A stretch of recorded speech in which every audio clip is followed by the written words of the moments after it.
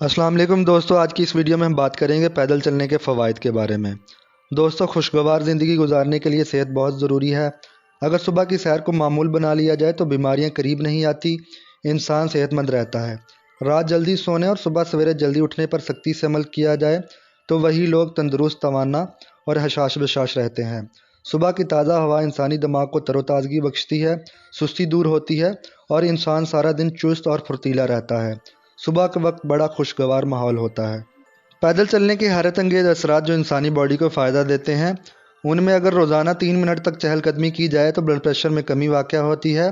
रोज़ाना 5 मिनट चहलकदमी करने से मूड में खुशगवार तब्दीलियाँ आना शुरू हो जाती हैं। 5 से 10 मिनट रोज़ाना चहलकदमी करने का मामूल बनाने से बुरे ख्यालात, वसवसे और तख्लीकी सोचों से निजात हासिल होती है। 15 मिनट खाना खाने के बाद वॉक करने से खून में शुगर लेवल अपनी सतह पर बरकरार रहता है। अगर खाने के बाद 30 मिनट तक चहलकदमी की जाए तो जिस्म में फालतू चर्बी नहीं बनती और मोटापे से बचाव मुमकिन हो जाता है। अगर रोज़ाना 40 मिनट पैदल चलने का मामूल बना लिया जाए तो दिल के अमराज से हिफाजत रहती है। अगर रोज़ाना 90 मिनट तक वॉक करना शुरू कर दें तो मायूसी और डिप्रेशन जैसी बीमारियों के असरात से बचा जा सकता है।